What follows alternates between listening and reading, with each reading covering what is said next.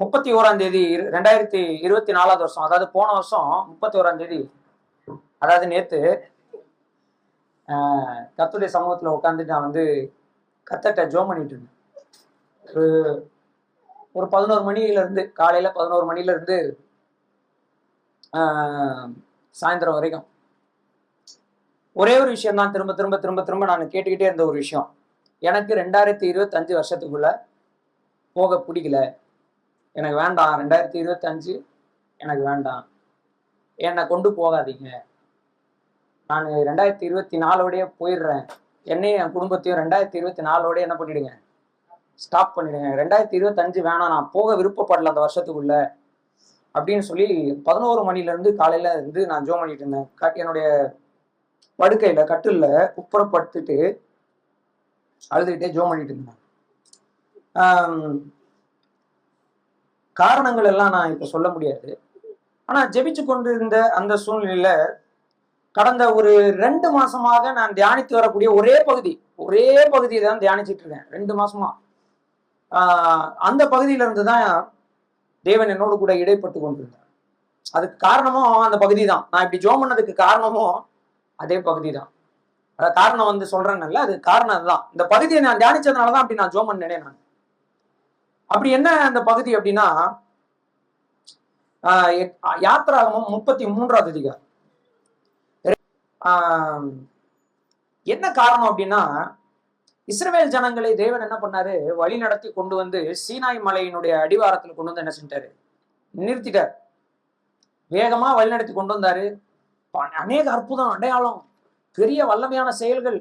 மோசே வந்து அப்படியே கையில வச்சிருக்கிற குச்சியை வச்சு என்னென்னமோ அவன் வந்து என்ன செஞ்சான் ஒண்டர்ஸ், பெரிய பெரிய அற்புதங்கள், சாதாரண விஷயங்களே கிடையாது. எகிப்தின் தெய்வங்கள் அனைத்தையும் தேவன் என்ன செஞ்சாருன்னா துவம்சம் பண்ணார். எகிப்தியர்களுக்கு இருக்கு அவங்க என்னென்னலாம் கும்பிட்டாங்களோ, எதையெல்லாம் வணங்கினார்களோ அவைகள் அனைத்தையும், அவைகள் எல்லாவற்றை விட நான் மேலானவர் அப்படின்றதோடைய பலத்த கையினாலும் ஓங்கிய புயத்தினாலும் தேவன் வந்து பெரிய ரட்சிப்பை ஏற்படுத்திட்டு வராங்க. செங்கடல் புழக்குது, எகிப்து ஆர்மி முழுசா அதுல அழிஞ்சு போகுது. அப்புறம் வராங்க, மாறாவின் நீர் என்ன செய்யுது, மதுரமாகுது, ஏலிமுக்கு வராங்க, அப்படியே வனாந்தத்துல அப்படியே பயணப்பட்டு வராங்க. மண்ணா கிடைக்குது, தேவதூதர்களுடைய அப்பா அவங்களுக்கு கிடைக்குது, நிறைய விஷயங்கள் நடக்குது. அமலேக்கியர்கிட்ட இருந்து மகா பெரிய யுத்தம்.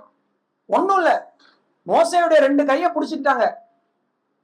அந்த 2 கையை உயர்த்தி பிடிச்சதுனால அங்க யெகோவா நிசி இல்லையா, யாகவே, அதாவது கர்த்தர் எங்களுக்கு வெற்றி கொடியாக என்ன செய்தார் இருக்கிறாருன்னு பேர் வைக்கிற அளவுக்கு அந்த இடத்துல பெரிய வெற்றியை கண்டார்கள். இதெல்லாம் தாண்டி இந்த சீனாய் மலையினுடைய அடிவாரத்துல வந்து நிக்கிறாங்க. தேவன் அவர்களோடு வந்து ஒரு உடன்படிக்கையை ஏற்படுத்துறாரு. தேவன் அவங்களோட என்ன செய்யறாரு, ஒரு உடன்படிக்கையை ஏற்படுத்துறாரு. அவர் அதாவது உடன்படிக்கைன்னா இந்த இடத்துல திருமணத்துக்கு ஈக்குவல்.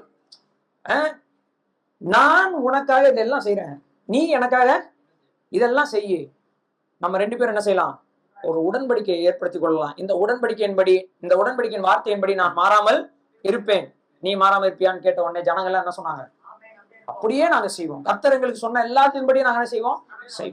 இதை மத்தியஸ்தம் பண்ண வேலை யாரு பண்ணா? இதெல்லாம் பண்ணிட்டு வரும்போது அவங்க என்ன பண்ணிட்டாங்க தெரியுமா, எகிப்தில இருந்து எங்களை கொண்டு வந்த தெய்வங்கள் இவைகளேன்னு சொல்லி கண்ணுக்குட்டியை செஞ்சு, நாளைக்கு கர்த்தருக்கு பண்டிகைன்னு சொல்லி இந்த கண்ணுக்குட்டிய கர்த்தரோடு என்ன செஞ்சுட்டாங்க, ஒண்ணாக்கிட்டாங்க. கவனிங்க, கண்ணுக்குட்டிய கர்த்தரோடு என்ன செஞ்சாங்க, ஒப்பிட்டு விட்டார்கள். நம்முடைய தேவன் யாருங்க, பரிசுத்தம் உள்ளவர். நம்முடைய தேவன் யாரு, பரிசுத்தம் உள்ளவர். ஏசாயா 42 அதிகாரத்துல அநேக முறை அந்த வசனத்தை நான் கோட் பண்ணியிருக்கிறேன். நான் கர்த்தர், என் மகிமையை வேறு ஒருவனுக்கும், என் துதியை விக்கிரங்களுக்கு நான் செய்ய மாட்டேன், கொடுக்க மாட்டேன். நான் ஒருவரே கர்த்தர். தேவன் தனித்துவம் வாய்ந்தவர், அவரை போல அவருக்கு ஈக்குவலா வேற யாரும் இல்லை.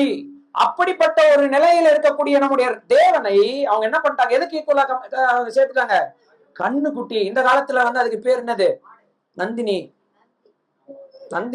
பெண் கண்ணுக்குட்டினா நந்தினி, ஆண் கட்டுக்குட்டினா என்னது, நந்தி. அதோட என்ன செஞ்சுட்டாங்க,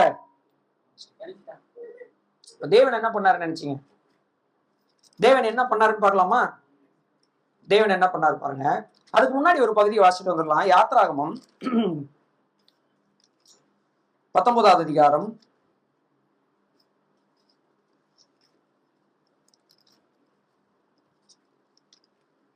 தயவு செய்து கவனமா கவனிங்க, சரிங்களா? யாத்ராகமம் 19வது அதிகாரம் 3வது வசனத்துல இருந்து வாசிங்க. 3ல இருந்து 6 வரை.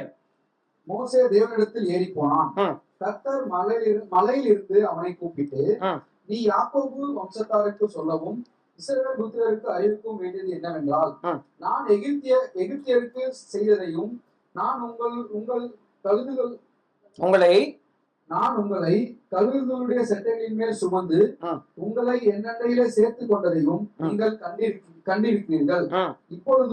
இப்பொழுது நீங்கள் என் வாக்கை உள்ளபடி கேட்டு, என் வார்த்தைகளை உள்ளபடி கேட்டு என் உடன்படிக்கையை கைக்கொள்வீர்கள், நான் உங்களோடு ஏற்படுத்தி இருக்கிற உடன்படிக்கையை கைக்கொள்வீர்களானால் சகல ஜனங்களிலும், இந்த உலகத்தில் இருக்கிற எல்லா தேசத்தாரிலும் நீங்களே என் சொந்த சம்பத், நீங்கள் என் என்ன சொல்றாரு, என் சொந்த சொத்தாக என்ன செய்வீர்கள் இருப்பீங்க. என்ன சொல்றாரு பாருங்க, என் போதும் என் சொந்த சொத்து. நான் உங்களை கழுகுகள் எப்படி செட்டையில கொண்டு வருமோ அது மாதிரி கர்த்தர் என்ன பண்ண, நான் உங்களை என்ன பண்ணேன் சொல்லி உபாகமத்துல சொல்றாரு, நான் உங்க தோல்ல என்ன செஞ்சேன், தகப்பன் சுமந்து கொண்டது போல வந்தேன். கர்த்தர் சொல்றாரு, நீங்கள் என் சொத்து, என் சொந்த சொத்து என்று சொல்லி கொண்டிருந்த தேவன் இந்த கண்ணுக்குட்டிக்கு ஈக்குவலா தேவனை அந்த ஜனங்கள் மாற்றி விட்ட உடனே அவர் என்ன பண்றாருன்றது மட்டும் நீங்க பாருங்க. யாத்ராகமம் 33வது அதிகாரம் 1வது வசனம். கர்த்தர் மோசேயை நோக்கி, நீயும் எகிப்து தேசத்திலிருந்து நீ அழைத்து கொண்டு வந்த ஜனங்களும் இவ்விடத்தை விட்டு புறப்பட்டு உன் சந்ததிக்கு கொடுப்பேன் என்று நான் ஆபிரகாமுக்கும் ஈசாக்குக்கும் யாக்கோபுக்கும் ஆணையிட்டு கொடுத்த பாலும் தேனும் ஓடுகிற தேசத்துக்கு போங்கள். என்ன சொல்றாரு? இல்ல நீயும் உன் ஜனங்களும், இங்கிலீஷ்ல தமிழ்ல உன் ஜனங்கள் இல்ல, எகிப்துல இருந்து கொண்டு வந்த ஜனங்கள்னு மட்டும் இருக்கு. நீ அழைத்து கொண்டு வந்த ஜனங்கள். கர்த்தர் என்ன சொல்றாரு இப்போ? அங்க என்ன சொன்னாரு யாத்ராகமத்துல?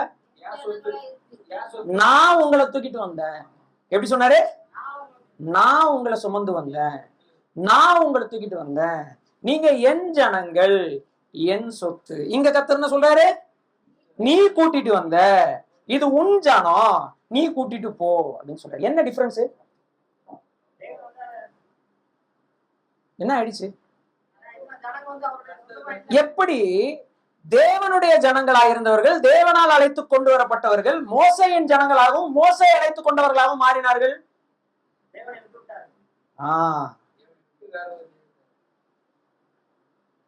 சொல்லுவது ரொம்ப எளிதா இருக்குது. இது சொல்றதுக்கு எதுக்காக நந்தியும் ஆராய்ச்சாங்க சொல்லுங்க. அதாவது அந்த விக்கிரகங்களை எதுக்காக ஆராய்ச்சாங்கன்னு நினைக்கிறீங்க? எதுக்குங்க கோயில் வாசல்ல நந்தினி வச்சிருக்காங்க?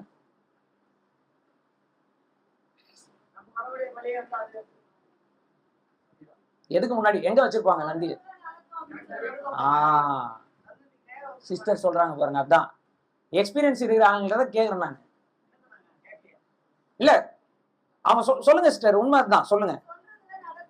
நம்ம சொல்றதெல்லாம் நடக்கும். இதுல யார் இப்ப கடவுள்? சொல்றவங்க தான் கடவுள். கர்த்தரை இவங்க என்ன நினைச்சிட்டாங்க? ஒரு நந்தி போல நினைச்சிட்டாங்க, ஒரு கண்ணுக்குட்டி மாதிரி ஆகிட்டாங்க. கண்ணுக்குட்டி காவல் தெய்வம் அன்னையில இருந்து இப்படிதான். கண்ணுக்குட்டி தெய்வத்தினுடைய அவங்க எதுக்காக கண்ணுக்குட்டி வைப்பாங்கன்னா, கோயில் வாசல்ல ஃப்ரண்ட்ல வைப்பாங்க, அதை தாண்டி தான் உள்ளே போகணும். எதுக்கு வைக்கிறாங்க? எகிப்திலையும் அதே தான், நம்ம ஊர்லயும் அதே தான். எதுக்கு வைக்கிறாங்க? நாம போய் சொல்றது என்ன செய்யணும்? உள்ள இருக்க கேட்கணும். இங்க சொன்னா உள்ள இருக்கவர் என்ன செய்யணும்? தேவனுடைய பிள்ளைகளை கவனிங்க. நம்ம இன்னைக்கு ரொம்ப எளிமையா சொல்லிட்டோம். அவங்க என்ன பண்ணிட்டாங்க, வேற வைக்கிறார்கள், வேற தேவங்களை சேவிச்சிட்டாங்கன்னு. பிரியமானவர்களே, ஒரே ஒரு விஷயம் மட்டும்தான் கேப்பு. என் ஜனம், என் பிள்ளைகள், என் சொத்துன்னு சொல்றதுக்கும், உன் ஜனம் நீ கூட்டின்னு வந்த ஆளு அப்படின்னு கர்த்தர் சொல்றதுக்கும் ஒரே ஒரு விஷயம் தான் டிஃபரன்ஸ். என்ன தெரியுமா? கர்த்தர் சொல்றாரு அங்க, என் வாக்குக்கு நீங்கள் உள்ளபடி செவி கொடுத்து நான் உங்களோடு பண்ணின உடன்படிக்கையின்படி நீங்கள் கை கொள்வீர்களானால் நீங்கள் என் சொத்தாக இருப்பீர்கள். அப்போ அதை விட்டுட்டு நீங்க கர்த்தரை ஒரு கண்ணுக்குட்டி மாதிரி முன்னாடி வச்சு நான் சொல்லுபடி எல்லாம் கேட்க வேண்டும், நான் உடன்படிக்கை பண்ணாலும் நான் சொல்றதுதான் கர்த்தாவே நீங்க கேட்க வேண்டும் என்று சொல்றதுக்கும் தேவன் சொல்வதை நான் சொல்றதுக்கும் அந்த டிஃபரன்ஸ் தான் இந்த வித்தியாசம். புரியுதுங்களா உங்களுக்கு? கர்த்தாவே சொல்லும் அடியேன் கேட்கிறேன்னு சொன்னா நம்ம யாரு? தேவனுடைய சொத்து, தேவனுடைய பிள்ளைகள். கர்த்தாவே நான் சொல்கிறேன், நீர் என்ன செய்யணும்? கேட்கணும் அப்படின்னு சொன்னா நான் தேவனுடைய. அவ்வளவுதான் டிஃபரன்ஸ், இவ்வளவுதான். இப்ப நம்ம விக்கிரகங்களை ஆராதிச்சோமா இல்லையா கடந்த வருஷம்? நீங்க சொல்லுங்க.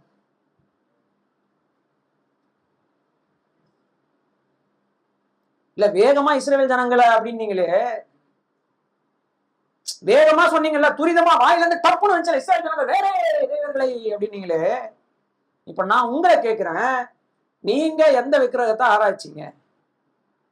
நீங்கள் சொல்வதை தேவன் கேட்க வேண்டும் என்று தேவனை கம்பல் பண்ணுகிற வாழ்க்கை நீங்கள் வாழ்ந்தீங்கள் என்று சொன்னால் நீங்கள் தேவனை கண்ணுக்குட்டியாக தான் பார்க்கிறீர்கள்.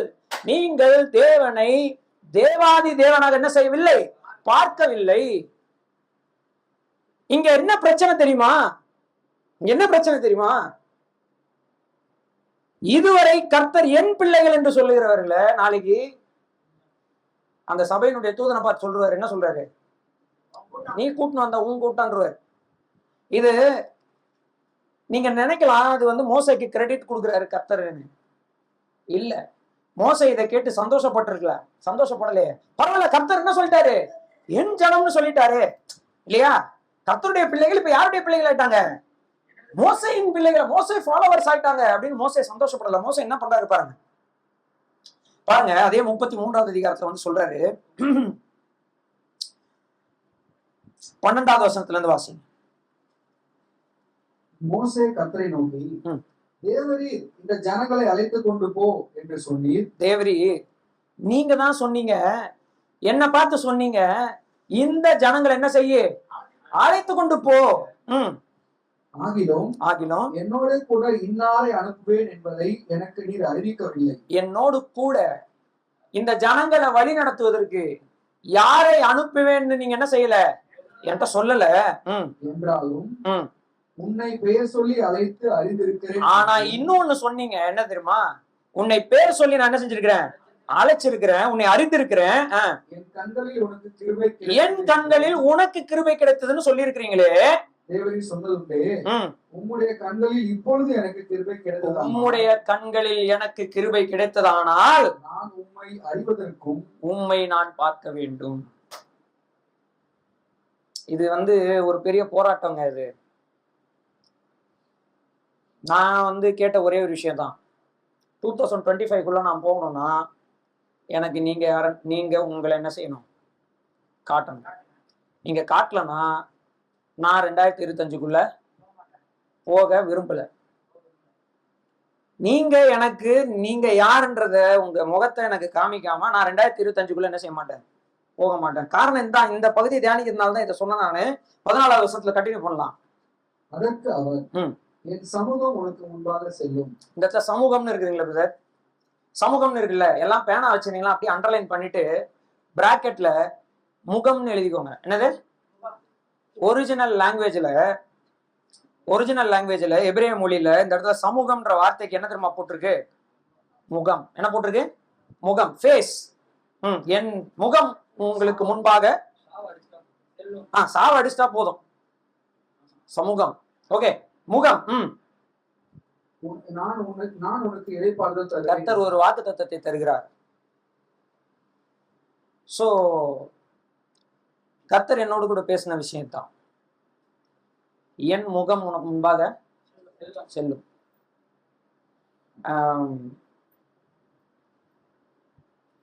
ஆனா இதுல இன்னொரு விஷயம் இருக்குது. கர்த்தர் சொல்றாரு, நான் உனக்கு இளைப்பாறுதல் தருவேன். இப்போ மோசே என்ன சொல்றாரு பாருங்க. இதுதான் என்னுடைய ஜெபமா இருந்துச்சு ஆக்சுவலி. அப்பொழுது அவன் அவரை நோக்கி, உம்முடைய முகம் என்னோட கூட செல்லாமல் போனால் எங்களை இவ்விடத்தில் இருந்து கொண்டு போகாதிரும். அடுத்து நான் ஜோம் பண்ணது இதுதான். இல்ல, நான் ஜோம் பண்ணது மோசையோட ஒப்பிட்டு பேசுறீங்களா? கிடையாது, மோசையோட ஒப்பிட்டுலாம் நான் என்ன பேசல. என்னுடைய ஜபம் எதுமா இருந்தது? இந்த வசனத்தை தியானிக்கும் போது அதே ஜபத்தை மோசை என்ன செய்யறாரு? பண்றாரு. சோ கர்த்தர் அதுல இருந்து என்னோட நிறைய விஷயங்களை ஈடுபட்டாரு. அதுதான் இப்போ நான் உங்ககிட்ட சொல்ல போறேன். அதுல 15வது வசனத்துல ரொம்ப முக்கியமான ஒரு ஜெபத்தை அவர் செய்கிறார். என்ன சொல்றாருன்னா, உம்முடைய முகம் எங்களுக்கு முன்பதாக போகலன்னா எங்களை இங்க இருந்து என்ன செய்யாதீங்க. அடுத்த பிரேயர் அதான். நான் மட்டும் இல்ல கர்த்தாவே, உங்க முகம் எங்க கூட வரலன்னா, எங்க முன்னாடி போகலன்னா சபையவே நீங்க என்ன செய்யாதீங்க. எதுக்காக இஸ்ரவேல் ஜனங்களை கொண்டு வந்தாருங்க? அப்படி சாதாரணமா சொல்லிட்டா எப்படி? கானானியர், ஏவியர், ஏத்தியர், எபூசியர், இப்படி நிறைய பேர் இருக்கிறாங்க. இவங்களை எல்லாரையும் துரத்திட்டு அவங்க இருக்கக்கூடிய அந்த தேசத்துல உங்களை நான் என்ன செய்ய போறேன்? குடியேற்ற போறேன். அவங்களை வெறுத்து உங்களை நேசிக்கிறன்றதுனால அல்ல, உங்கள் கண்கள்ல எனக்கு கிருபை, உங்கள் மேல எனக்கு என்ன செஞ்சிருக்கு? கிருபை இருக்கிறதுனாலும், உங்களை கொண்டு தேவனுடைய நியாய தீர்ப்பை அந்த ஜனங்கள் மேல நான் அறிவிக்க போறதுனாலும், அந்த ஜனங்களை நீங்கள் நியாய தீர்க்கும்படியாக தேவனுடைய நியாய தீர்ப்பின் கருவியாக உங்களை நான் என்ன செய்ய போறேன்? பயன்படுத்த போறேன்னு சொல்லி தேவன் அவர்களுக்கு ஒரு பெரிய டாஸ்க், ஒரு பெரிய நோக்கத்தை என்ன செஞ்சிருந்தாரு? வச்சிருந்தாரு. பெரிய நோக்கம். பிரியமானவர்களே, எத்தனை வருஷமா நம்ம இங்க இருக்கிறோம்? ஆமா, இங்கதான் 20 வருஷத்துக்கு மேல இருக்கு. 20 வருஷமா அந்த சபையில இருக்கவங்க எத்தனை பேர் இருக்கிறீங்க?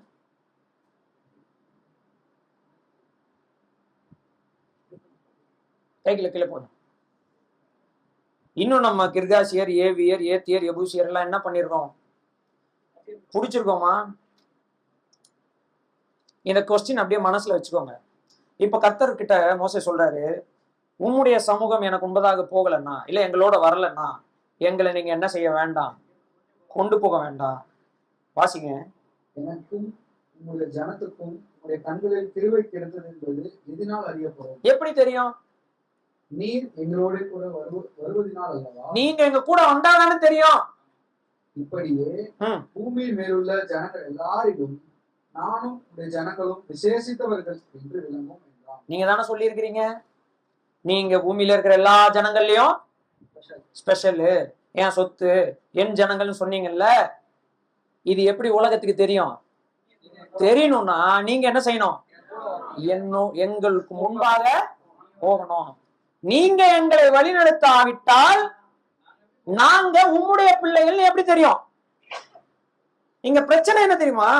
தேவன் நம்மை வழிநடத்துவதற்கான விருப்பமே நம்ம கிட்ட இல்ல. நம்ம கண்ணுக்குட்டி வணங்குறவர்களாகவே இருக்கிறோம். நாம தேவனுக்கு ஆர்டர் போடக்கூடியவர்களாக இருக்கிறோம். நீர் என்ன செய்ய வேண்டும், எந்த நேரத்துல எதை பண்ண வேண்டும் என்பதை தேவனுக்கு அறிவுறுத்துகிறவர்களாக இருக்கிறோம். நான் தேவனா இருக்கிறேனா? என் தேவன் எனக்கு கர்த்தராக இருக்கிறாரா? கர்த்தரை தங்கள் தெய்வமாக கொண்ட ஜனம். அப்ப கர்த்தரை தங்கள் தெய்வமாக கொள்ளாமல் கர்த்தரை தங்கள் ரிமோட் கண்ட்ரோலாக கொண்டிருக்கிற ஜனம் கர்த்தருடைய பார்வையில் என்னது? அருவருப்பானது. புரியுதுங்களா நான் என்ன சொல்றேன்னு? நான் அசைக்கிற அசைவுக்கு என் கர்த்தர் வேலை செய்யணும்னு நினைச்சீங்கன்னா அவர் ஒரு நந்தி அல்ல. நான் அசைக்கிற அசைவுக்கெல்லாம் என் கர்த்தர் வேலை செய்யணும்னு நினைச்சீங்க அப்படின்னு சொன்னா நான் தேவனுடைய பிள்ளை இல்ல. நான் தேவனுடைய பிள்ளையா இருந்தேன்னா என்னை வழி நடத்துறது யாரா இருக்கணும்? தேவனா இருக்கணும். தாவீது என்ன சொல்றாரு 16ஆம் சங்கீதத்துல? கர்த்தரை எப்பொழுதும் எனக்கு முன்பதாக வைத்திருக்கிறேன், அவர் என் வலது பரிசுத்தபடி இருக்கிறதுனால நான் என்ன செய்யறது இல்ல. அதாவது எனக்கு முன்பாக அவர் இருக்கிறாரு, என் கூடவும் அவரு இருக்கிறாரு. இங்க மோசே அதான் கேட்கிறாரு, எப்படி இந்த உலகத்து மக்களுக்கு தெரியும் கர்த்தாவே, நீர் எங்கள் தேவனாய் இருக்கிறீர் என்பதை இந்த உலக மக்கள் எப்படி அறிந்து கொள்ள முடியும்? நீர் எங்களை வழிநடத்தினால் மட்டுமே என்ன செய்ய முடியும்? அறிந்து கொள்ள முடியும். நாம் ஒவ்வொருவரும் மோசையை ஒப்பு கொடுத்துட்டாரு. நம்ம ஒவ்வொருவரும் தேவன் நம்மை வழி நடத்துவதற்கு நம்ம ஒப்பு கொடுத்திருக்கிறோமா? அதனாலதான் நம்மளால என்ன செய்ய முடியல. 20 வருஷமா இந்த இடத்துல எதுவுமே என்ன செய்யல. என்ன பிரதர் ஒண்ணுமே பண்ணலையா? பண்றோம், அறிவிக்கிறோம், வேலை செய்யறோம், திருப்தி ஆயிரும். டிசம்பர் 25 ஊழியம் நடந்தது இல்லையா? எத்தனை பேர் சந்தோஷப்பட்டீங்க? அதனால என்ன யூஸ் இருக்குது?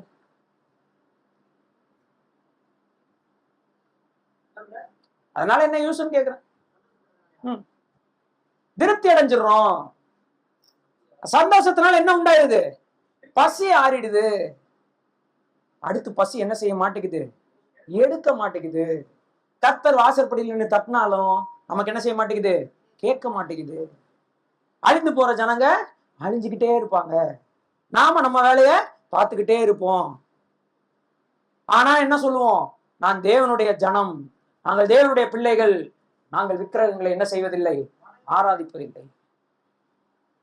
உலகத்தில் இருக்கிற ஜனங்கள் விக்கிரகத்தை வணங்குறத விட அதிகமா தேவனுடைய பிள்ளைகள் தான் விக்கிரகத்தை அதிகமா வணங்குறாங்க அப்படின்னு பைபிள்ல இருந்தே நான் ஆதாரத்தோட சொல்ல முடியும். வசனம் இருக்கா இல்லையா? எங்க இருக்கு சொல்லுங்க. விக்கிரக ஆராதனைய உலகத்து மக்களுக்கு சொன்னதை விட விக்கிரக ஆராதனை செய்யக்கூடாதுன்னு தேவனுடைய பிள்ளைகள் தான் அதிக வசனம் எழுதியிருக்கு. ஆமாவா இல்லையா? ஆமாவா இல்லையா? நம்ம அந்த வசனம் எல்லாம் யார்கிட்ட கொண்டு போய் சொல்லிட்டு இருப்போம்? பிரதர் சிஸ்டர், நீங்க இப்படி சிலையெல்லாம் வச்சு வணங்குறீங்க பாத்தீங்களா, அது தப்பு. கர்த்தர் சொல்லி இருக்கிறாரு, எனக்கு என்ன செய்யக்கூடாது. யாருக்கு சொன்னாருங்க? அத யாருக்கிட்ட சொன்னாரு? உடன்படிக்கையின் மக்கள்கிட்ட சொல்றாரு, நீ எனக்கு என்ன செய்யக்கூடாது. அப்படின்னா என்ன அர்த்தம்? அப்படின்னா என்ன அர்த்தம்? தேவனுடைய பிள்ளைகள் தான் நம்பர் 1 விக்கிரக ஆராதனைக்காரனா இருக்கிறதுக்கு வாய்ப்பு இருக்குன்னு அர்த்தம். புதிய ஏற்பாட்டுல எத்தனை வசனங்கள் விக்கிரக ஆராதனை குறிச்சு? எல்லாம் யாருக்கு எழுதி இருக்குது? எல்லாம் யாருக்குதுங்க எழுதி இருக்குது? விக்கிரக ஆராதனைனாலே நம்ம மைண்டுக்குள்ள யாரு வராங்க? யார் ஞாபகம் வரா? ஆமா. ஆனா விக்கிரக ஆராதனை யாருக்கு ஞாபகம் வரணும்? நமக்கு ஞாபகம் வரணும். தேவனை வணங்காமல் வேறு எதை வணங்கினாலும் விக்கிரகம்னு நீங்க சொல்லிட்டு சிலையை மட்டும் ஞாபகம் வச்சுக்கிட்டீங்கன்னா நோ. தேவனையே விக்கிரமாக மாற்றுவதற்கான வாய்ப்பு உங்களுக்கு இருக்கா இல்லையா? இஸ்ரேல் ஜனங்க பண்ணாங்களா இல்லையா? பெட்டியை தூக்கிட்டு வந்தாங்களா இல்லையா? பெட்டியை தூக்கிட்டு வந்துட்டு என்ன சொல்லிட்டாங்க? ஒரே ஆர்ப்பரிப்பு, வா பெட்டி வந்துருச்சு அப்படின்னு. கர்த்தர் என்ன பண்ணாரு? கர்த்தர் அவரோட இல்ல. இங்க என்ன வாசிக்கிறோம்? மோசே என்ன சொல்றாரு? நீர் எங்களோடு வரலன்னா எங்களை இங்க இருந்து கூட்டு போவாதீங்க, நாங்க வரல. நீங்க எங்க முன்னாடி வந்தா, நீங்க எங்களை வழி நடத்தினா எங்களை கூட்டிட்டு போங்க. அப்பதான் இந்த உலகத்துக்கு நாங்க உங்களுடைய பிள்ளைகள்னு தெரியும். இங்க என்ன பிரச்சனைங்க? நம்ம ஏன் தேவனுடைய பிள்ளைகள் வெளியில அடையாளமே தெரிய மாட்டேங்குது? சொல்ல வேண்டியிருக்குதுல்ல, நான் கிறிஸ்டியன்னு சொல்ல வேண்டியிருக்கா இல்லையா? என்ன வித்தியாசம் காட்டுறோம்? அவங்க வணங்குற அதே விக்கிரகத்தை நாம வணங்குறோம். உருவம் மட்டும் இல்ல, அவ்வளவுதான். உருவம் மட்டும் இல்ல, ஆனா அதே காரணத்துக்காக நம்ம தேவனை வணங்குறோம். அவங்க எந்த காரணத்துக்காக கோயிலுக்கு போறாங்களோ அதே காரணத்துக்காக தான் நாமளும் கோயிலுக்கு வரோம். அவங்க எந்த காரணத்துக்காக சாமி கும்பிடுறாங்களோ அதே காரணத்துக்காக தான் நாமளும் சாமி கும்பிடுறோம். ஆனா தேவன் நமக்கு எப்படி சாமி கும்பிட சொல்லி இருக்கிறாரு? தேவன் நம்ம எப்படி ஆராதிக்க சொல்லி இருக்கிறாரு? எதற்காக தேவனை பின்பற்ற முடியாது சொல்லி இருக்கிறாரு? நம்மை கொண்டு தேவன் ஒரு பெரிய திட்டத்தை என்ன செஞ்சிருக்கிறார்? இந்த பூமியில வைத்திருக்கிறார். அவருடைய வேலையை இந்த பூமியில செஞ்சு முடிக்கிறதற்கான அந்த திட்டத்தை யாருக்குங்க கொடுத்திருக்கிறாரு? உங்களுக்கு எனக்கும் தந்திருக்கிறாரு. அதை செய்வதற்கு நமக்கு தான் டைமே இல்லையே. அதை சிந்திப்பதற்கு நமக்கு டைமே இல்லையே. போன வருஷம் செய்தியில் என்னங்க கேட்டோம்? கடைசி செய்தியில முதலாவது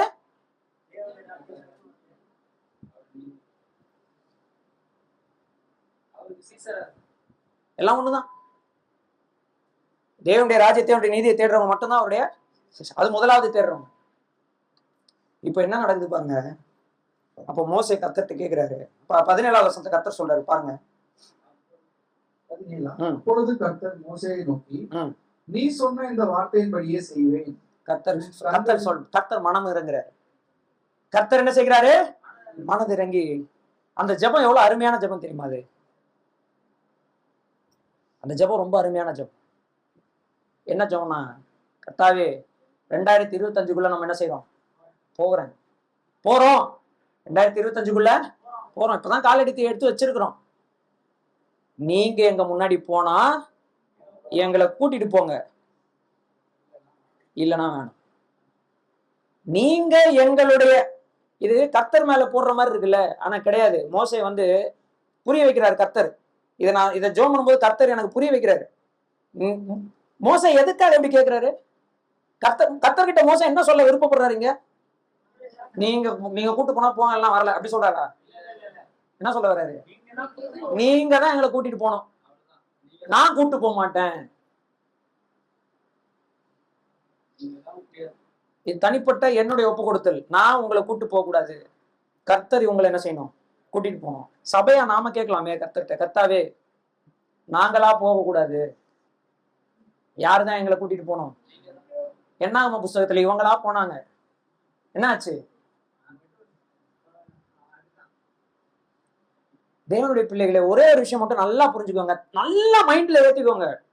அது நீங்க என்ன பண்ணுங்க, ஒரு சுத்தி எடுத்து ஆணி வச்சு அடிச்சு கூட ஏத்துங்க. ஒரு விஷயம் என்ன தெரியுமா, நீங்களாவே எடுக்கக்கூடிய முயற்சியில வெற்றி பெறவே முடியாது. தேவன் உங்களோடு இருந்தால் மட்டுமே நீங்க என்ன செய்ய முடியும். உலகத்து மனுஷங்களுக்கு இது கிடையாது. உலகத்து மனுஷன் தன்னம்பிக்கையில வெற்றி பெறுவான். ஏன்னா அவன் தேவனை மகிமைப்படுத்த மாட்டான். ஆனா நீங்களும் நானும் தேவனுடைய பிள்ளைகள்னு சொல்லிட்டு தன்னம்பிக்கையில முன்னாடி போனோம்னா அது நல்ல நம்பிக்கை. நமக்கு யார் தேவை? தேவன். ஏன்னா அவங்க வெற்றி பெறுவதற்கும் நாம வெற்றி பெறுவதற்கும் வேற வேற நோக்கங்கள். உலகத்து மனுஷன் ஒரு சக்சஸ் அடைகிறான்னா அதற்கான நோக்கம் என்னன்னா அவன் சக்சஸ் அடையணுன்றதுக்காக. நாம இந்த உலகத்துல ஒரு சக்சஸ்ஃபுல்லான ஊழியத்தை பண்ணணும்னா அதுக்கான நோக்கம் நான் சக்சஸ்ஃபுல்லா ஊழியம் பண்ணன்றதுக்காக இல்ல, தேவனுடைய வேலை என்ன செய்யணும், நிறைவேற்றணுன்றதுக்காக. ரெண்டுத்துக்கு வித்தியாசம் இருக்குதுங்க. அவங்க சக்சஸ்க்கும் நம்ம சக்சஸ்க்கு என்ன இருக்கு, வித்தியாசம் இருக்கு. அந்த சக்சஸ் அவங்களுடைய சாவோட முடிஞ்சிடும், இந்த சக்சஸ் சாவோட என்ன செய்யாது, முடியாது. பிரியமானவர்களே, இந்த ஜெபத்தை நாமும் செய்ய வேண்டியவர்களா இருக்கிறோம். தேவனே, எங்களை நீர் அழைத்து கொண்டு போம். 2025 ஜனவரி மாதம் முதல் தேதியின் முதல் மணி நேரங்களில் உங்களுடைய பாதத்தில் உட்கார்ந்து கேட்கிறோம், நீர் எங்களை அழைத்து கொண்டு போனால் நாங்கள் உன் பின்பாக என்ன செய்யறோம், நாங்களாகவே அதுக்குள்ள என்ன செய்யற. அப்ப கர்த்தர்கிட்ட மோசே கேட்ட ஒரே கேள்வி என்ன தெரியுமா, உம்முடைய மகிமையை எனக்கு காட்டுங்க. கர்த்தர் சொன்னாரு, என் நன்மை எல்லாம் நான் உனக்கு முன்பாக என்ன செய்வேன். சூப்பரா சொல்றாரு பாருங்க, வாசிங்க 19. என்னுடைய தயவை எல்லாம் நான் உனக்கு முன்பாக. இந்த உனக்கு முன்பாக இருக்குல்ல, இந்த இடத்துல உன் முகத்துக்கு முன்பதாக ஒரிஜினல் இருக்கு, பிஃபோர் யுவர் ஃபேஸ். என் தயை எல்லாம் நான் என்ன பண்ணுவேன், உன் முகத்துக்கு முன்பதாக. இந்த முகம்ன்ற வார்த்தை திரும்ப திரும்ப வரும், நான் சொல்றேன் அது அதனுடைய நோக்கம் என்னன்னு சொல்றேன். மோசே கர்த்தர்ட்ட என்ன கேட்கிறாரு, உங்க முகம் எங்க முன்னாடி போகும். கர்த்தர் என்ன சொல்றாரு, என் தயையை உன் முகத்து முன்னாடி என்ன செய்வேன், கடந்து போக பண்ணுவேன். நான் எவன் மேல் இரக்கம் உள்ள சித்தமா இருக்கிறேனோ அவன் மேல் இரக்கம் உள்ளவனா இருப்பேன், எவன் மேல் உருக்கமா இருக்கணும் உருக்கமா சொல்லிட்டு 20 வசனத்துல சொல்றாரு. ஆனா நீ என் முகத்தை என்ன செய்ய முடியும், என்ன சொல்ல வராரு மோசே, என் முகத்தை நீ பார்க்க முடியாது, பார்த்து ஒரு மனுஷன் என்ன செய்ய முடியாது, உயிரோடு இருக்க முடியாது. ஆனாலும் நான் ஒரு இடத்த வைக்கிறேன், அந்த இடத்துல என் கையை வச்சு உன்னை மறைச்சுப்பேன். என் பின் பின் பின் மட்டும்தான், என்னுடைய பின் சைடை மட்டும் தான் என்ன செய்ய முடியும், பார்க்க முடியும். மோசே கேட்டது என்ன கர்த்தர்ட்ட, உங்க முகத்தை பார்க்கணும் நான் கேட்டான், நீ உங்க முகம் எங்களுக்கு முன்னாடி போகணும்னு கேட்டான்.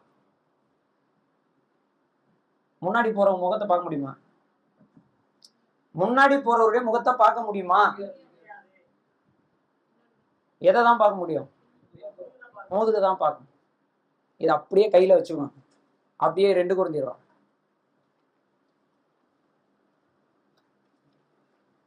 அதாவது கர்த்தருடைய வசனம் பாருங்க எவ்வளவு அருமையா இருக்கு, ருசிச்சுங்கன்னு வச்சுக்கோங்களேன். 2 கொரிந்தியர் 3ஆவது அதிகாரம்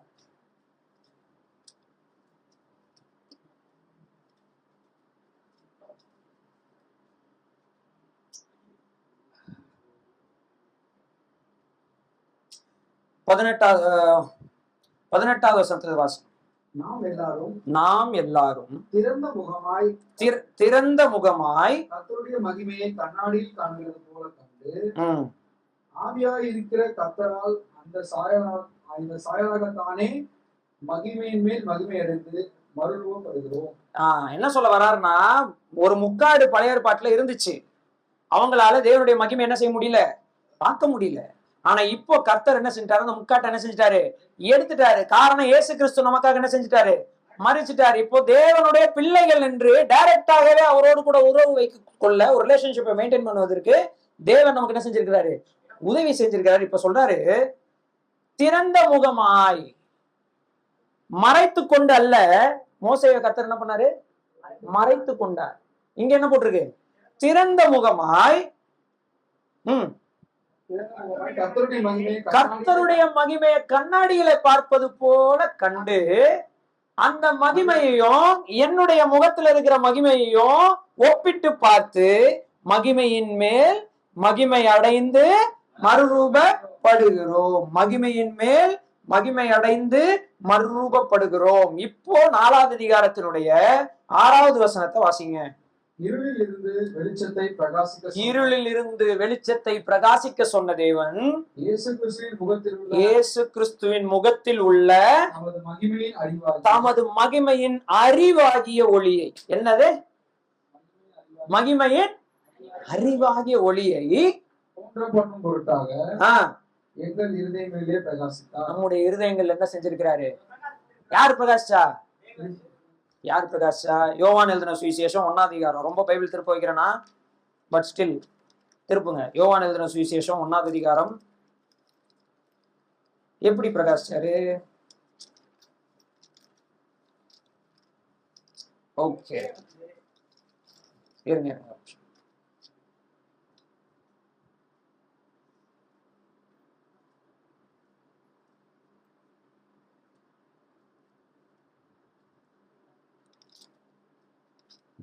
ஓகே, 14வது வசனத்துல இருந்து வாசிங்க. அந்த வார்த்தை மாம்சமாகி கிருபையினாலும் சத்தியத்தினாலும் நிறைந்தவராய் நமக்குள்ளே வாசம். வார்த்தையாகிய தேவன் மாம்சத்துல வந்து கிருபையினாலும் சத்தியத்தினாலும் நிறைந்தவராய் நமக்குள்ள என்ன செய்தார்? வாசம் பண்ணினார். அவருடைய மகிமையை கண்டோம். என்னது? அந்த மாம்சத்தில் வந்த தேவனுடைய மகிமையை நாங்கள் பார்த்தோம். பிதாவுக்கு ஒரே பேரானவருடைய மகிமைக்கு ஏற்ற மகிமை, பிதாவுக்கு ஒரே பேரானவருடைய மகிமைக்கு ஏற்ற மகிமையாக இருந்தது. யோவான் அவரை குறித்து சாட்சி கொடுத்து, எனக்கு பின் வருகிறவர் எனக்கு 16 வாசிங்க. அவருடைய பரிபூர்ணத்தினால் நாம் எல்லாரும் கிருபையின் மேல் கிருபை பெற்றோம். எப்படி எனில் நியாயப்பிரமாணம் மோசேயின் மூலமாய் கொடுக்கப்பட்டது, கிருபையும் சத்தியமும் இயேசு கிறிஸ்துவின் மூலமாய் உண்டாயின. தேவனை ஒருவனும் ஒரு காலும் கண்டதில்லை, பிதாவின் மடியில் இருக்கிற ஒரே பேரான குமாரனே யார யாராலும் பார்க்க முடியாத தேவனை யார் வெளிப்படுத்தினா? யார் வெளிப்படுத்தினாங்க? யார் அவரு? கர்த்தராகிய, சத்தமா சொல்லுங்க, யார் தேவனை உங்களுக்கு காட்டினா? யார் காட்டினா? கேட்கல கேட்கல. கர்த்தராகிய இயேசு கிறிஸ்துவானவர் எதை காமிச்சாரு? தேவன் யாருன்னு வெளிப்படுத்தினாரு. என்ன காமிச்சாரு? தேவனுடைய மகிமையை காண்பித்தார். இவங்க சொல்றாங்க, நாங்கள் தேவனுடைய மகிமையை என்ன செஞ்சோம்? கண்டோம். மோசையால என்ன செய்யல? பார்க்க முடியல. முகத்தை என்ன செய்யல? பார்க்க முடியல. அப்பவே தேவனை அவர் எப்படி கேட்டாரு பாருங்க. முகத்தை பார்க்க முடியாத காலத்திலேயே தேவனை மோசை என்ன கேள்வி என்ன சொன்னாரு? நீங்க எனக்கு முன்னாடி என்ன செய்யுங்க, போறதா இருந்தா நீங்க போகணுன்றதுதான் எங்க விருப்பம். நீங்க உங்க வழி நடத்தல் தான் நான் வரும், நான் கூட்டு போக மாட்டேன் இந்த ஜனங்களை. அப்பனா இப்போ தேவனுடைய மகிமையை இயேசு கிறிஸ்துவின் முகத்திலே பிரகாசிக்க பண்ணி, இயேசு கிறிஸ்துவின் முகத்தில் இருக்கிற அறிவாகிய தேவனுடைய மகிமையை நம்முடைய உள்ளங்கள்ல என்ன செய்ய வச்சிருக்கிறாரா? பிரகாசிக்க பண்ணியிருக்கிறாரா. அந்த மகிமையை இந்த அப்போஸ்தலர்கள் பார்த்தாங்களா? தேவனை ஒருவனும் ஒரு காலம் பார்த்தது இல்லையா? ஆனா இயேசு கிறிஸ்துவானவர் தேவன் யாருன்றதை யாருக்கு காமிச்சாரு? நமக்கு காமிச்சாரு. இதுக்கு அப்புறமும் இல்ல நானே என் வாழ்க்கைய பார்த்துக்கிறேன்னு சொன்னா, நம்மள மாதிரி, சரியான வார்த்தை, நம்மள மாதிரி முட்டாள்கள் இந்த உலகத்துல இருக்கவே முடியும்.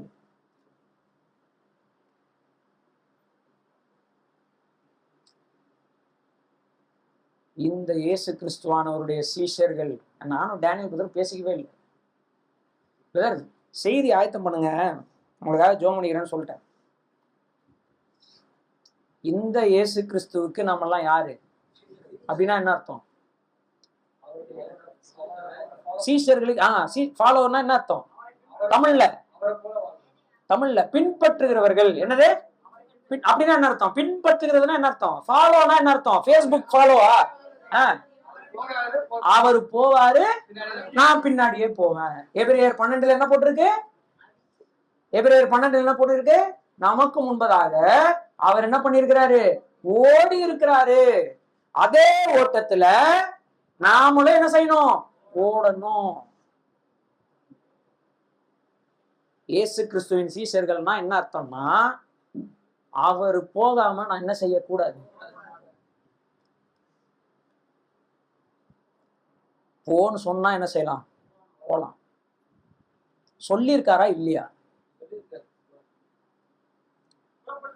சொன்னாரா? சொல்லும் போது கடைசி என்ன சொன்னாரு? அப்படின்னா என்ன அர்த்தம்? தனியா போ சொல்லி சொல்லவே இல்லைங்க. இயேசு கிறிஸ்து போ சொன்னாரு. நம்மள எதுக்கு போ சொன்னாரு? உலகம் எங்கும் போய் சகல ஜாதிகளை சீசராக்கி பிதாகுமாரன் பரிசுத்த நாமத்தினால் ஞானஸ்நானம் கொடுத்து அவரும் நமக்கு கற்றுக் கொடுத்த யாவையும் நம்ம யார்கிட்ட போய் உபதேசம் பண்றோமோ அவங்க கை கொள்ளும்படி அவர்களுக்கு என்ன செய்யணுமா? உபதேசம் பண்ணணுமா? அப்படியே விட்டாரா? என்ன சொல்றாரு?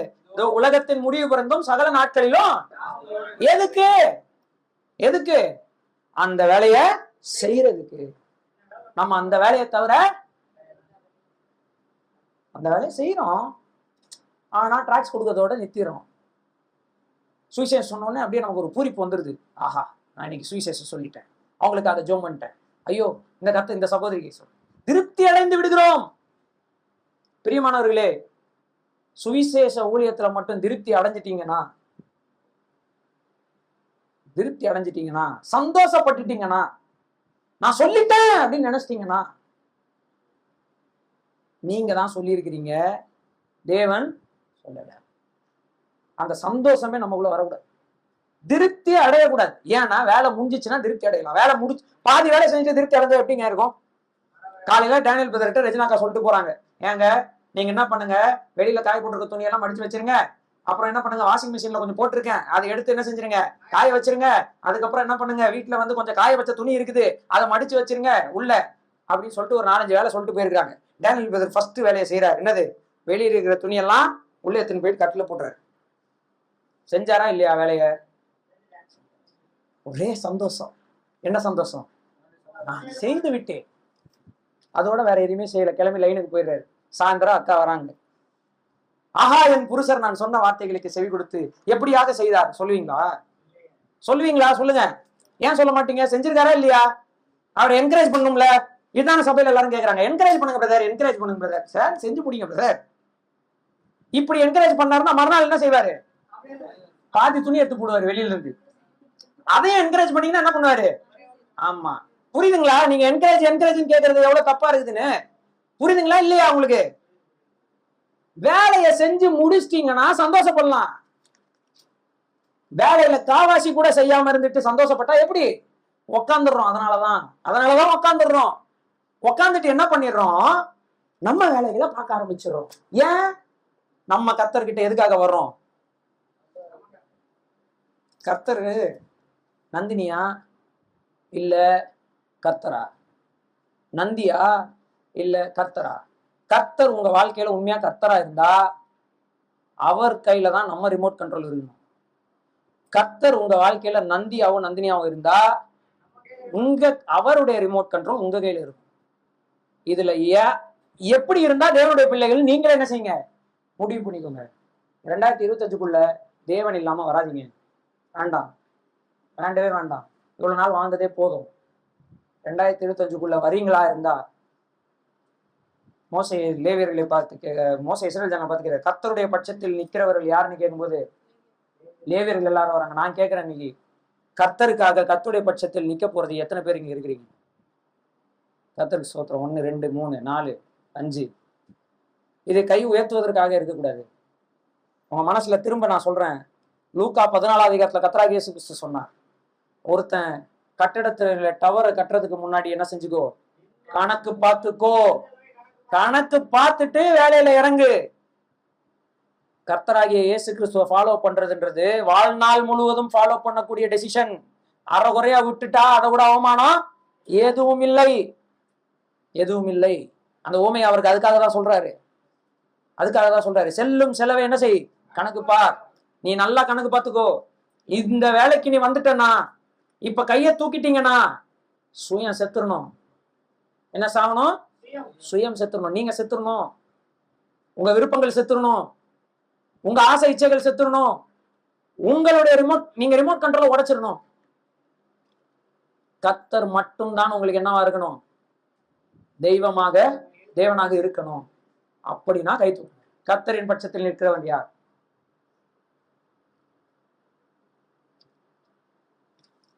இது கரங்களா மட்டும் நான் பார்க்கல, கைகளை கீழே போடுங்க. இது கரங்களா மட்டும் நான் பார்க்கல. மோசேயினுடைய ஜெபத்துக்கு கிடைத்த பதிலாக நான் பார்க்கிறேன். இன்றைக்கு தேவன், மோசேயின் தேவன் இன்றைக்கு யாருடைய தேவனாக இருக்கிறார்? என் தேவனாக இருக்கிறார். என் தேவனாக இருக்கிறார். பாக்கியம் உள்ள ஜனமாக இருக்கிறோம். மோசே சொல்றாரு, இவ்வளவு சமீபமாக பெற்றிருக்கிற ஜனம் யாரு அப்படின்னு கேக்குற. நமக்கு அவரை விட சமீபமா பெற்றிருக்கிறோம். அவரை விட சமீபமா என்ன செஞ்சிருக்கிறோம்? பெற்றுக்கொண்டு இருக்கிறோம். மோசையை விட சமீபமாக கர்த்தரை நாம் என்ன செஞ்சிருக்கோம்? பெற்றுக்கோம். மோசையை முகமுகமாய் பார்த்தாரு, ஒரு ஃப்ரெண்டு கிட்ட பேசுறது போல பேசினாருன்னு வாசிக்கிறோமே, அதை விட அதிகமான நெருக்கத்தை தேவன் உங்களுக்கு எனக்கு என்ன செஞ்சிருக்கிறாரு? தந்திருக்கிறாரு. பிரியமானவர்களே, மறுபடியும் 2 கொரிந்தியருக்கு வந்துருங்க. அந்த வசனத்தை வாசிச்சு முடிக்கலாம். 2 கொரிந்தியர் 4வது அதிகாரம் 6வது வசனம்.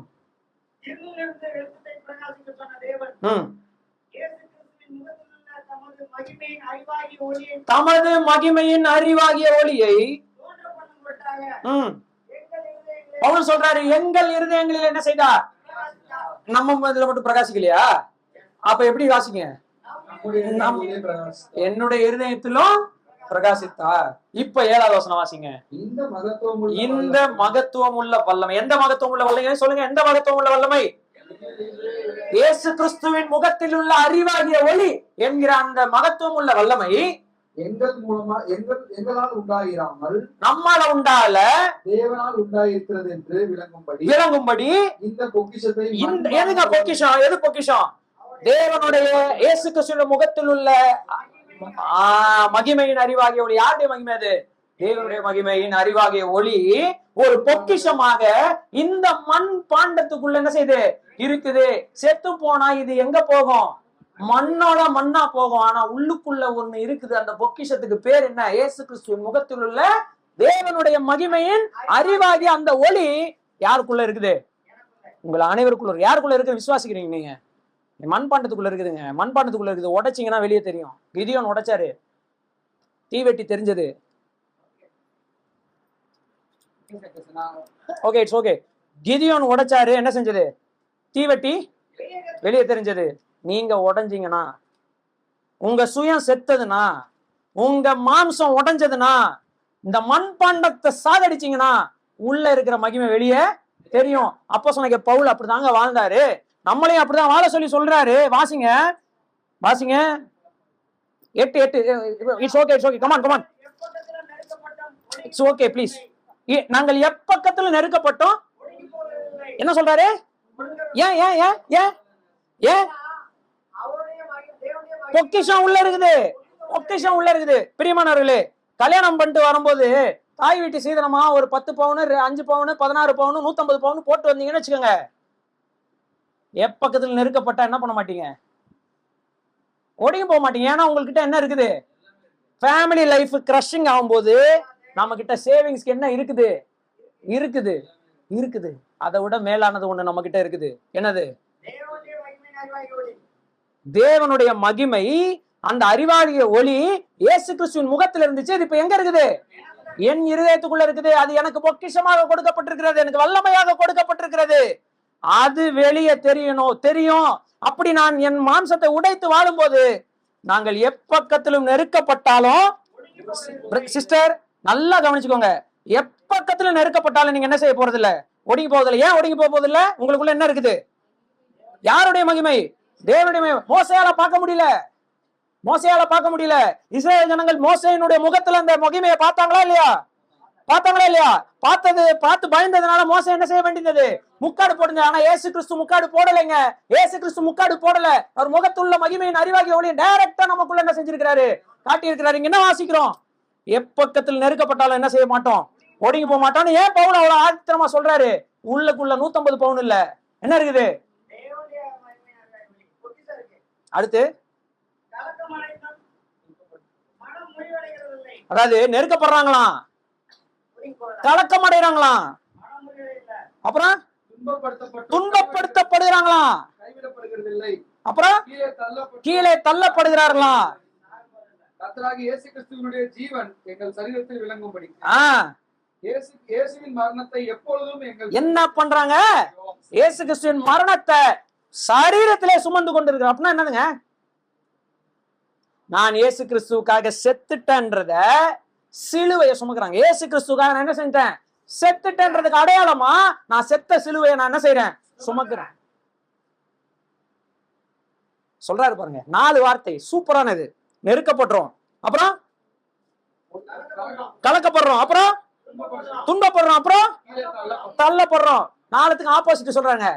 நெருக்கப்பட்டோம், ஒடுங்கிறது இல்ல. கலக்கம் அடைஞ்சோம், மன முடிவடைகிறது இல்ல. துன்பப்படுத்தப்பட்டோம், கைவிடப்படுறது இல்ல. இந்த செகண்ட் ஹாஃப் இருக்குது இல்ல, என்னது சொல்லுங்க பார்க்கலாம். ஒடுங்கி போகாமல் இருப்பது, மனமுறிவடையாமல் இருப்பது, கைவிடப்படாமல் இருப்பது, மடிந்து போகாமல் இருப்பது. இது யாரால? யாரால? யாரால?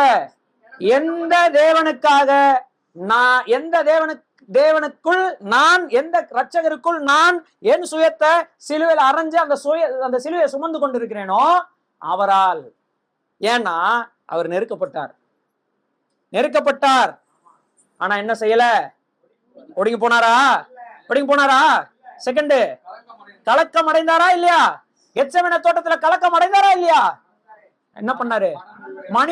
மனம் உடைவு அடைஞ்சாரா? அவர் உடைந்து போனாரா? 3வது, துன்பப்படுத்தப்பட்டாரா இல்லையா?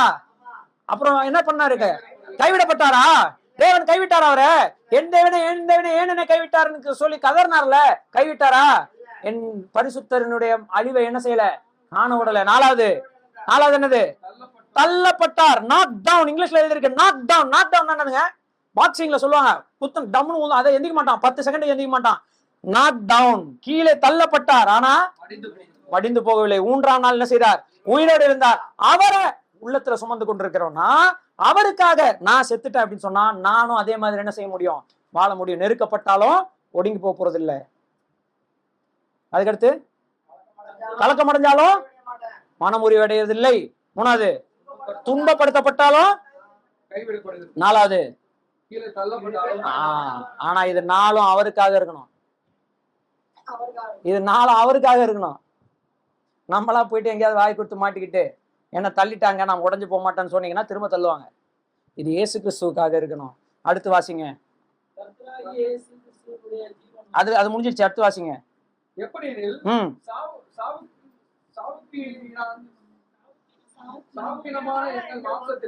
நாங்க சாகர மாம்சம் உடையவர்கள், ஆமாவா இல்லையா? நாங்க சொல்லுங்களா, என்றென்றைக்கும் அழியாமல் இந்த மாம்சம் இருக்கும். சொல்லுங்க பார்க்கலாம். சொல்லுங்க பார்க்கலாம். எவ்வளவு பவுடர் போட்டாலும் ஒரு நாள் என்ன செஞ்சிடும்? சுருங்கி போய்விடும். எவ்வளவு பெயிண்ட் அடிச்சாலும் ஒரு நாள் என்ன செய்து விடும்? சாயம் வெளுத்து விடும்.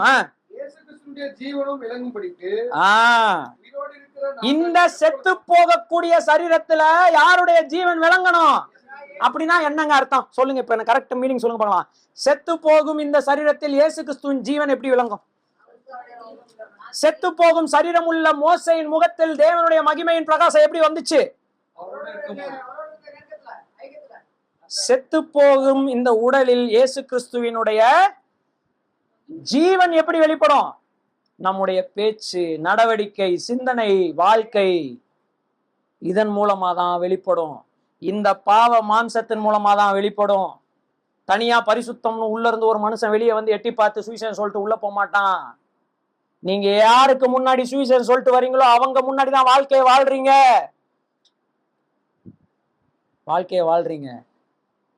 அவனை போலவே வாழ்ந்தால் உங்கள் மாம்சத்துல இயேசு கிறிஸ்துவின் ஜீவன் தெரியாது. ஆனா அப்போஸ்தலனாகிய பவுல் சொல்றாரு, எங்கள் செத்து போகும் மாம்சத்துல இயேசு கிறிஸ்துவின் ஜீவன் என்ன செய்யுது? வாசிங்க. நாங்கள் எப்பொழுதும் இயேசுவின் நிமித்தம் மரணத்திற்கு ஒப்புக் கொடுக்கப்படுகிறோம். இதுதாங்க வாழ்க்கை. இயேசுவின் நிமித்தம் என்ன செய்கிறோம்? கண்டினியூ பண்ணுங்க. இப்படி மரணமானது எங்களிடத்திலும் ஜீவனானது. எப்படிங்க? எனக்குள்ள மரணம் வேலை செஞ்சாதான் உங்களுக்கு அது ஜீவனா இருக்கும்.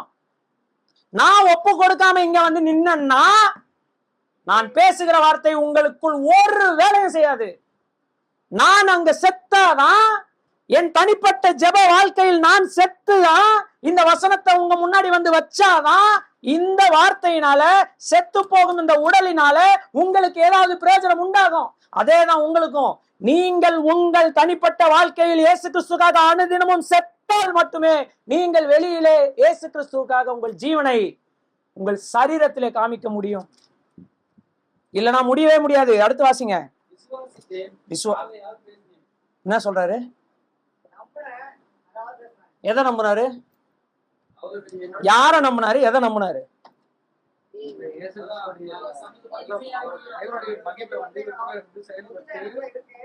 ஏன் நம்புறாரு? ஏன் பேசுறாரு? 14வது வசனம். இயேசுவை எழுப்பினவர் இயேசுவை கொண்டு எழுப்பி தமக்கு முன்பாக நிறுத்துவார் என்று என்ன ஒரு பிலீஃப்? ஒண்ணும் இல்ல. அவரு அதனால நானு, அவரு அதனால நானு, அவருக்கு அப்படி அதனால எனக்கு இப்படி, அவர் இப்படி அதனால எப்படி. அவரு நெருக்கப்பட்டாரு, அவர் ஒடுக்கப்பட்டாரு, அவர் தள்ளப்பட்டாரு, ஆனா அவருக்கு எதுவும் நடக்கல. அதேதான் எனக்கும். விசுவாசிக்கிறவர் இன்னார் என்று அறிந்திருக்கிறேன். யார் சொன்னா? நான் விசுவாசிக்கிறவர் இன்னார் என்று அறிந்திருக்கிறேன். யார் சொன்னா?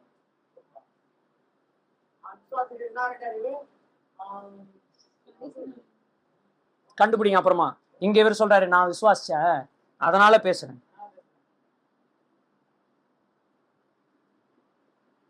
பதினாறாவது வசனம். நாங்கள் சோர்ந்து போகிறதில்லை.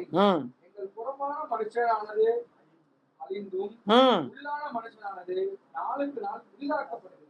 இதுதான் அந்த பாட்டுல எழுதி இருக்குது. அதுல பாதி எழுதி இருக்குது, மீதி இவர் எழுதி சொல்றாரு. அதாவது இவர் எழுதுனதுல பாதி பாடி இருக்காங்க. புறமான மனுஷன் புறமான மனுஷன் புதிதாக்கப்படுறானா? நம்ம புறமான மனுஷனை புதிதாக்கிட்டு தான் இருக்கிறோம் டெய்லியும். ஆமாவா இல்லையா? புறம்பான மனுஷனுக்கு புது துணி வாங்கி போடுறோம், புறம்பான மனுஷனுக்கு குளிப்பாட்டுறோம், புறம்பான மனுஷனுக்கு என்ன பண்றோம்? எல்லா மேக்கப்பும் பண்றோம். அந்த புறம்பான மனுஷனை அப்படியே சவப்பெட்டியில வச்சு ஒரு தடவை பாருங்க. உங்களையே நீங்கள் சவப்பெட்டியில வச்சு ஒரு தடவை கற்பனை பண்ணி பாருங்க. ஏதாவது மேக்கப் பண்ண தோணுமா உங்களுக்கு? தூக்கிட்டு போய் போடுங்கன்னு தானே தோணும். ஆனா ஏன் போடாம இருக்கிறோம் இன்னும்? உள்ளான மனுஷனுக்கு கொடுக்க வேண்டிய மரியாதையை விட புறம்பான மனுஷனுக்கு ஏன் மரியாதை தரோம்? ஏன்னா நம்ம வாழ்க்கையெல்லாம் அந்த புறம்பான மனுஷனுக்காகவே இருக்குதே. இயேசு கிறிஸ்துவை நம்புகிறவர்கள், உள்ளான மனிதன் புதுப்பிக்கப்படுவதற்காக வாழுகிறவர்கள், இந்த உலகத்தை நம்புகிறவர்கள் வெளியரங்கமான மனிதனை புதுப்பிக்கிறதுக்காக வாழுகிறவர்கள். இயேசு கிறிஸ்து அப்படி வெளியரங்கமாய் தங்களை புதுப்பித்துக் கொண்டவர்களை பார்த்து என்ன சொன்னார்? வெள்ளை அடிக்கப்பட்ட கல்லறைகளே என்று சொன்னார். புரிஞ்சுதுங்களா? உள்ளான மனுஷன் புதுசாகணும்னா வெளியார மனுஷன் என்ன செய்யணும்? அடுத்து மேலும் காணப்படுகிறவைகளை நோக்கி இருக்கிற நமக்கு அதிசீக்கிரத்தில் நீங்கும் லேசான நம்முடைய உபத்திரவம் மிகவும் அதிகமான நித்திய கனமகிமையை உண்டாக்குகிறது. இந்த உபத்திரவம் தாங்க மகிமையை உண்டாக்குதான். சிஸ்டர் சாட்சி சொல்லும்போது ஒரு வார்த்தை சொன்னாங்க, அந்த உபத்திரம் இருந்ததுனாலதான் நான் என்ன செஞ்சேன்? கர்த்தரை பார்த்தேன்னு சொன்னான். கவனிச்சிங்களா? அத உபத்திரம் இல்லைன்னா இந்த உபத்திரம்ன்றது என்ன தெரியுமா? நீங்க டெய்லியும் நடக்கிற கஷ்டம் கிடையாது, கிறிஸ்துவுக்காக. கிறிஸ்துவுக்காக. அடுத்து 18வது.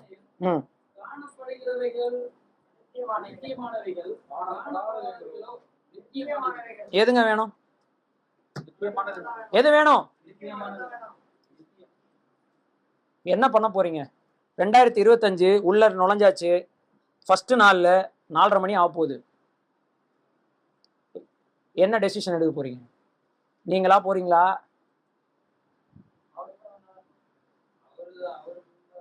கண்ண மூடி ஒப்பு கொடுத்து ஜெபிக்கலாம்.